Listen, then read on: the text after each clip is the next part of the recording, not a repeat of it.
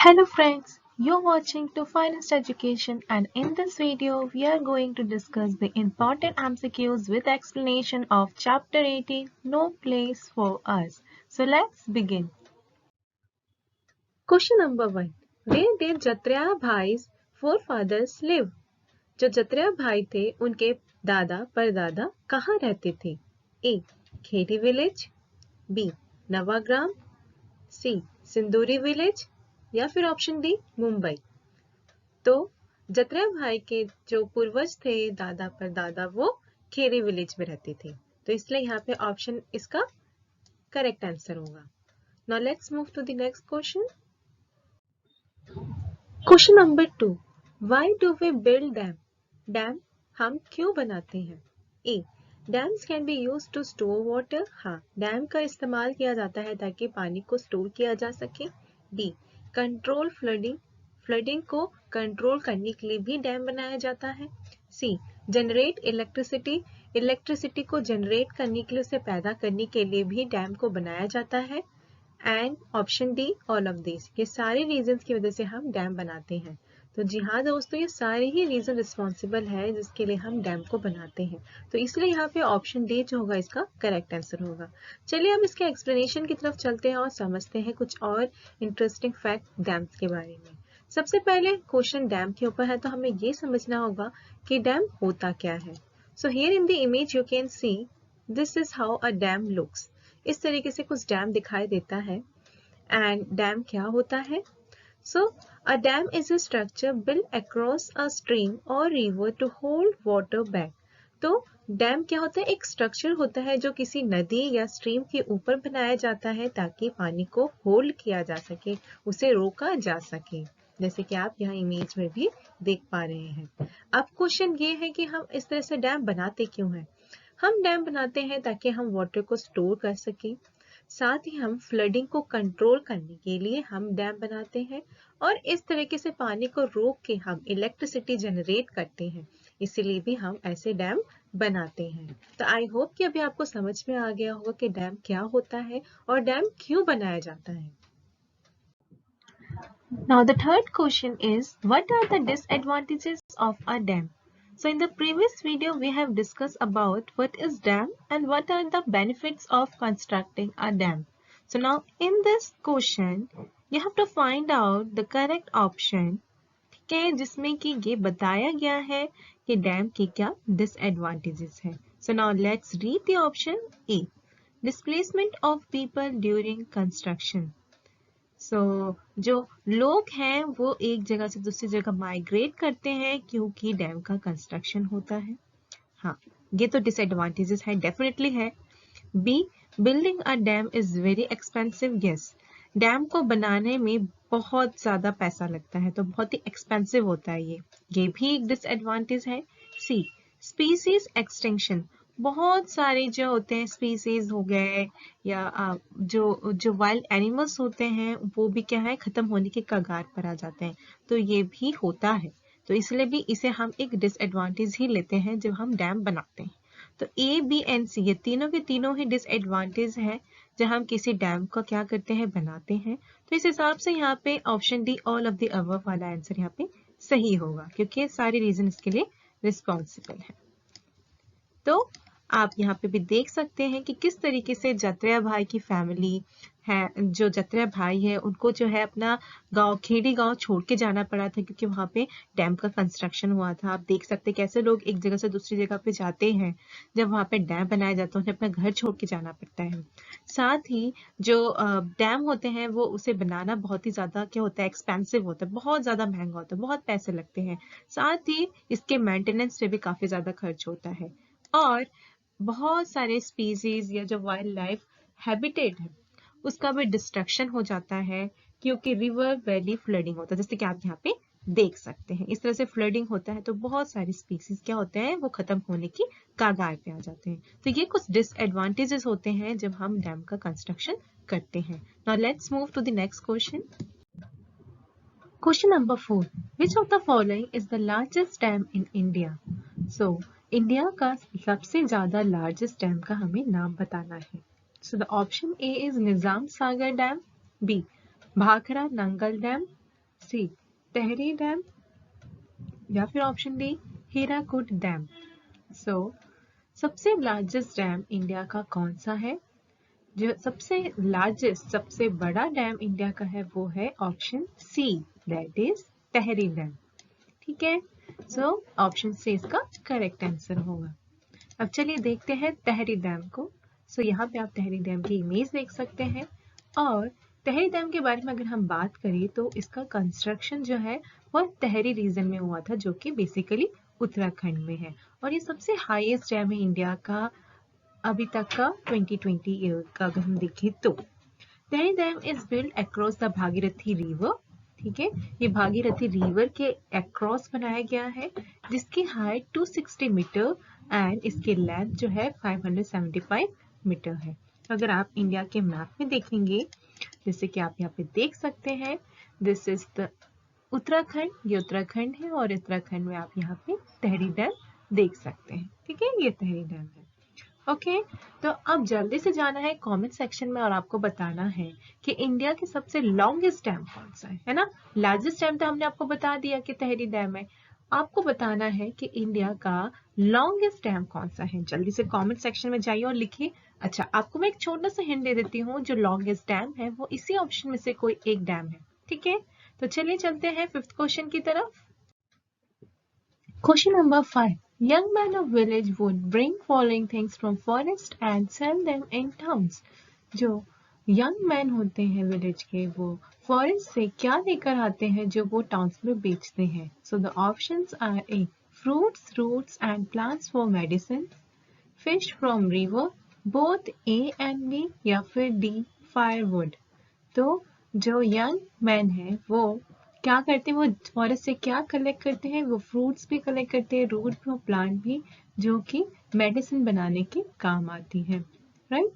And साथ ही वो fish भी जो है वो कलेक्ट करते हैं रिवर से, और ये सारे विलेजेस जो फॉरेस्ट है वहाँ से ये कलेक्ट करके इसे टाउन्स में बेचते हैं और ऐसा करके वो अपनी लाइवलीहुड अर्न करते हैं, राइट। तो यहाँ पे ऑप्शन ए एंड बी दोनों ही सही होगा, तो इस हिसाब से ऑप्शन डी इसका करेक्ट ऑप्शन होगा। Moving ahead to the next question. Question number 6. Why did Jatreya leave his village? Jatreya अपना विलेज, अपना गांव क्यों छोड़ देता है? Options are A there was insufficient rainfall, क्योंकि वहां पे ठीक ठाक बारिश नहीं होती थी, बहुत कम बारिश होती थी। B there was construction of a dam, क्योंकि वहां पे डैम का कंस्ट्रक्शन हो रहा था इसीलिए।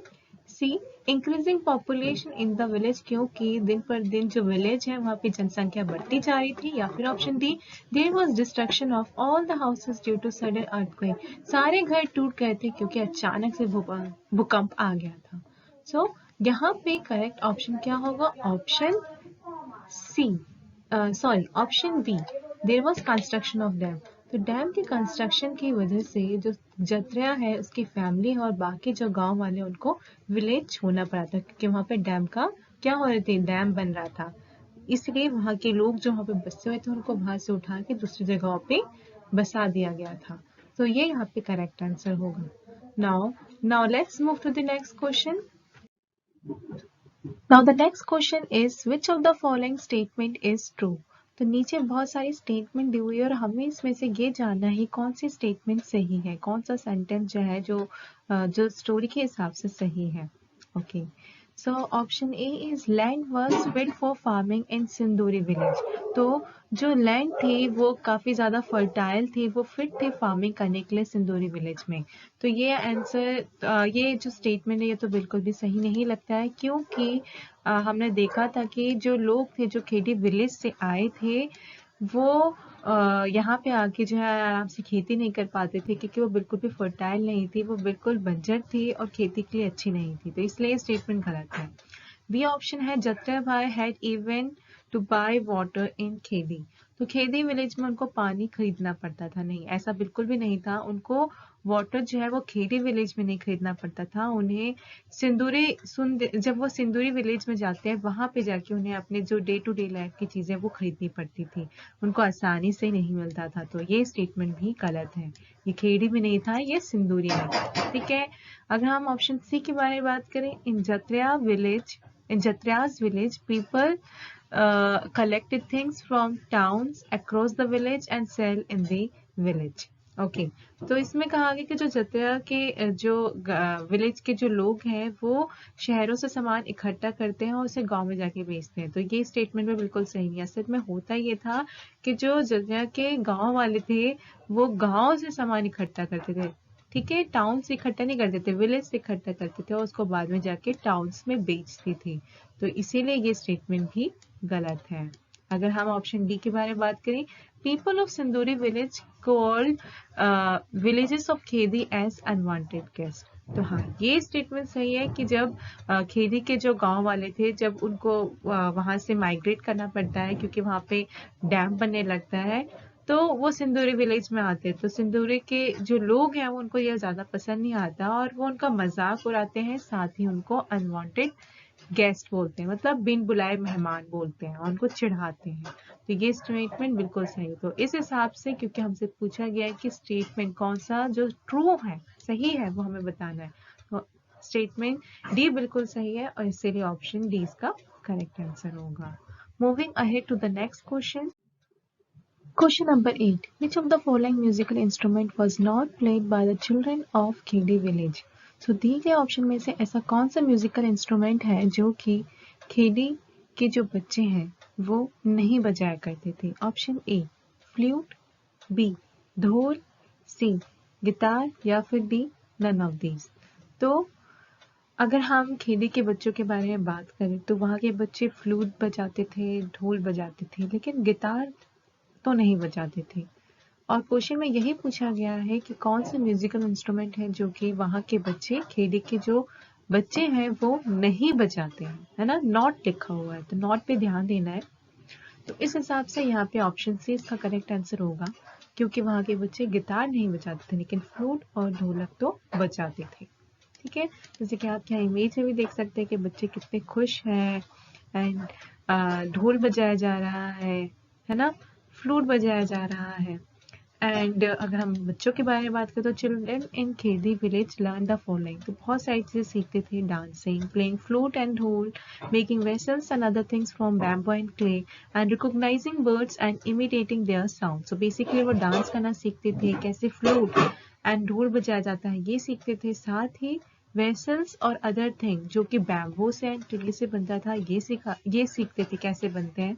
एंड ये जानते थे, ये समझने की कोशिश करते थे कि कौन सी बर्ड है एंड उनकी आवाजें निकाला करते थे। Now let's move to the 9th question. Question number 9, what is the main occupation of the people in villages? लोगों का मेनली किस चीज में रोजगार जुड़ा हुआ होता है जो लोग विलेजेस में रहते हैं? ए फार्मिंग, बी स्टिचिंग, सी पेंटिंग या फिर डी कंस्ट्रक्शन।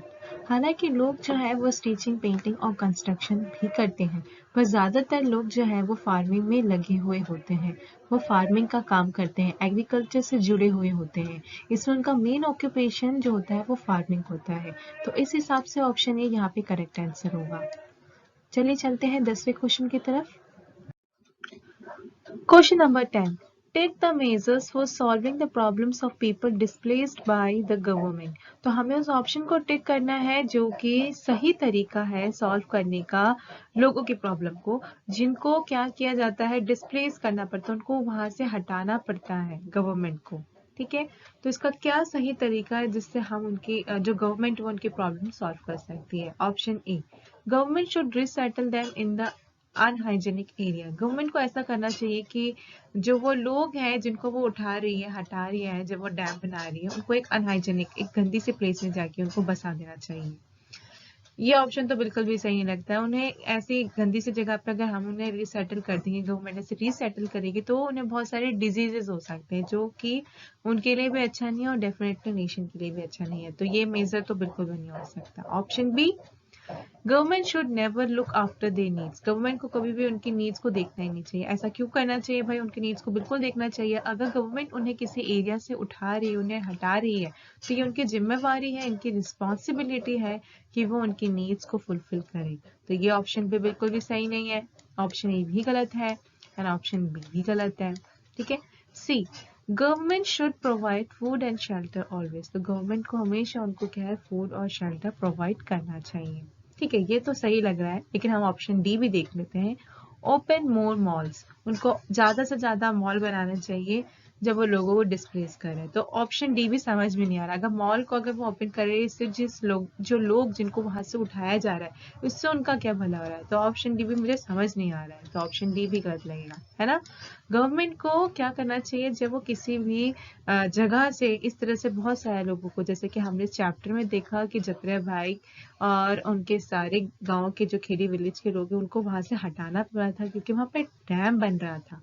तो अगर इस तरीके से उन्हें अगर हटाया जा रहा है, तो गवर्नमेंट की रिस्पॉन्सिबिलिटी है कि वो उन्हें एक नई जगह पे बसाए और वो एक अनहाइजीनिक नहीं, हाइजीनिक प्लेस हो, साथ ही उन्हें फूड और शेल्टर जो है प्रोवाइड किया जाए।